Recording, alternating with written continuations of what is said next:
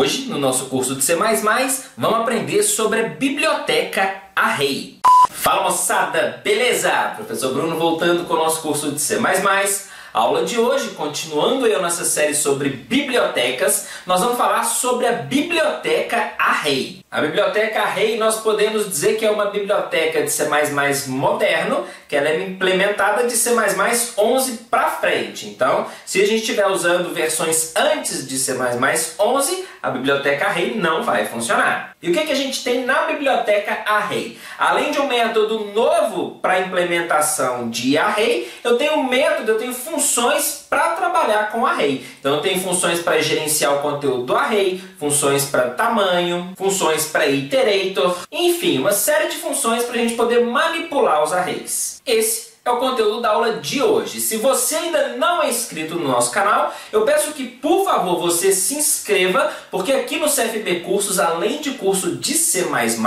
a gente tem curso de Arduino, parte de desenvolvimento para web, parte gráfica, enfim, tem muito curso aqui. Dá uma olhada nas playlists antigas e ainda muita coisa que está por vir. Além da gente ter aulas de segunda a sexta e sábados vídeos especiais com dicas de informática. Então já clica no joinha para garantir que você não vai esquecer para o final e segue a gente nas nossas redes sociais. Lá a gente posta thumbs das aulas, se você não for notificado pelo YouTube, e fotos diferentes que não vêm aqui para o canal. Então agora, sem demora, já clicou no joinha, se inscreveu e clicou no sininho? Vamos para a aula, para poder praticar a biblioteca Array. É logo depois da vinheta, roda aí.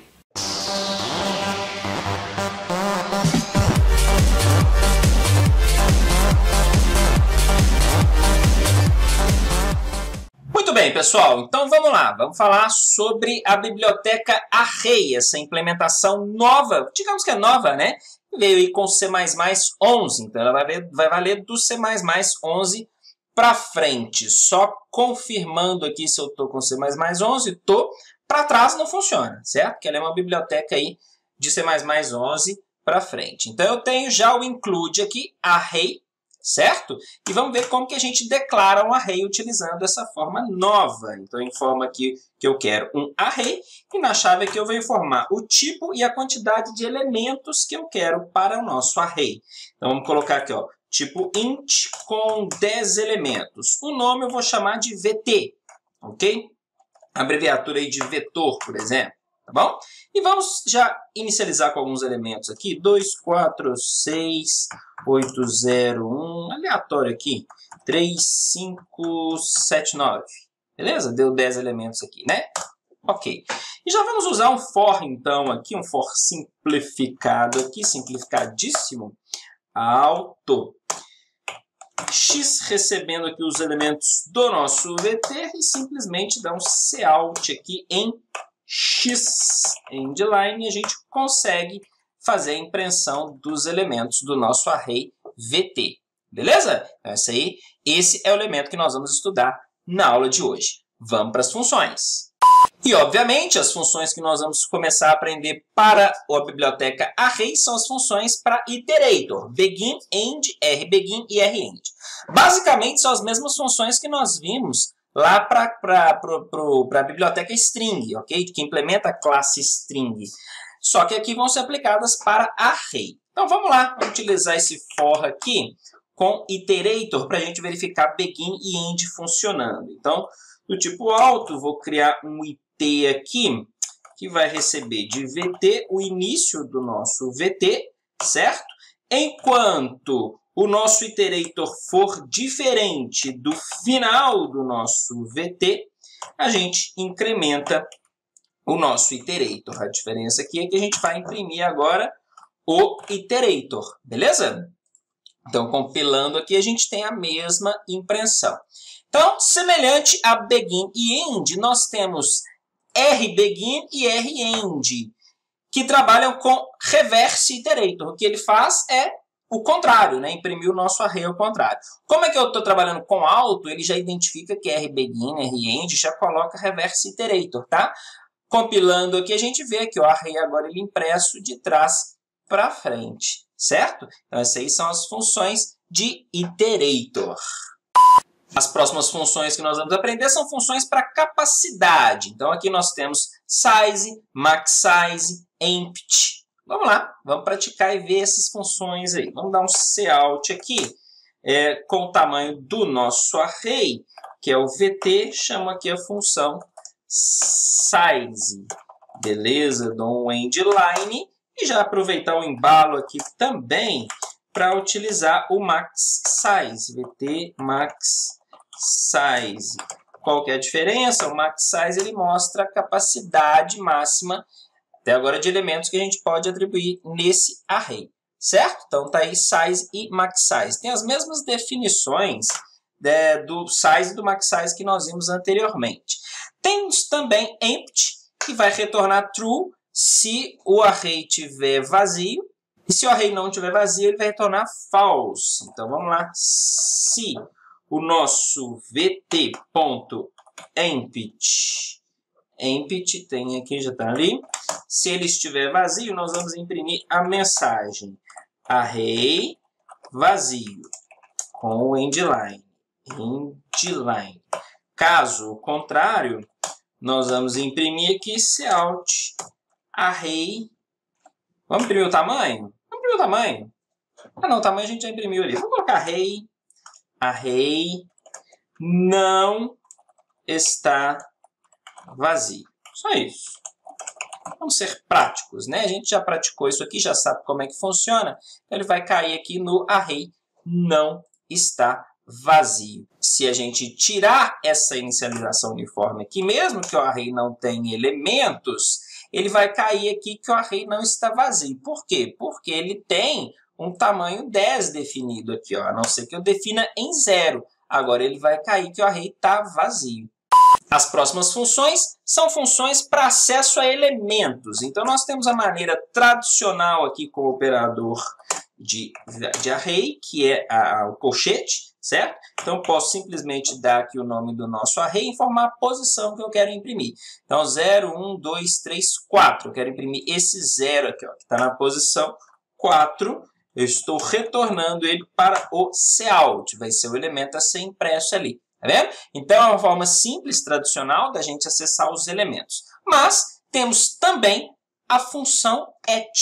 A função et nós já vimos, vamos ver novamente aqui como que a gente utiliza. Eu quero esse mesmo elemento. Então, eu chamo aqui a função et, passo como parâmetro para a função a posição, certo? E ele me informa aqui o que eu tenho nessa posição.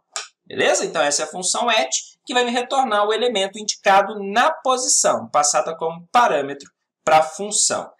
Além de et, nós temos front e back, certo? O que front faz?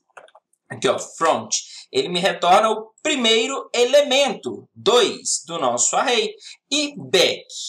Back me retorna o último elemento do array. Está lá, 9, certo? Então, essas aí foram as funções para acesso aos elementos. As próximas funções são funções modificadoras. Então, por exemplo, vamos criar um novo array aqui. Vamos chamar esse novo array de CFB, tá? E eu não vou inicializar ele com valores, não. Bom, a primeira função de modificadores que nós vamos aprender é a função fill. O que ela faz? Ela vai preencher o array especificado com um elemento indicado. Então, eu quero inicializar todo o array CFB com valor 0. Olha só como é que a gente faz. CFB.fill e eu passo aqui o elemento que eu quero preencher esse array. Vamos criar um for aqui para percorrer o array CFB e imprimir os elementos para a gente ver que nós temos todo ele preenchido com 0. Aqui, ó, endline vai percorrer o array CFB, tá vendo? Olha aqui, todo ele preenchido com 0. Se a gente mudar aqui, eu quero preencher ele todo com 5, por exemplo, todo ele vai ser preenchido com 5, tá vendo? Então, essa é a função fill, que faz o preenchimento do array com o elemento especificado. E, por último, nós temos a função swap. Por isso que eu criei um outro array, porque a gente já ia utilizar a função swap. A gente já conhece a função swap. Lembra o que ela faz?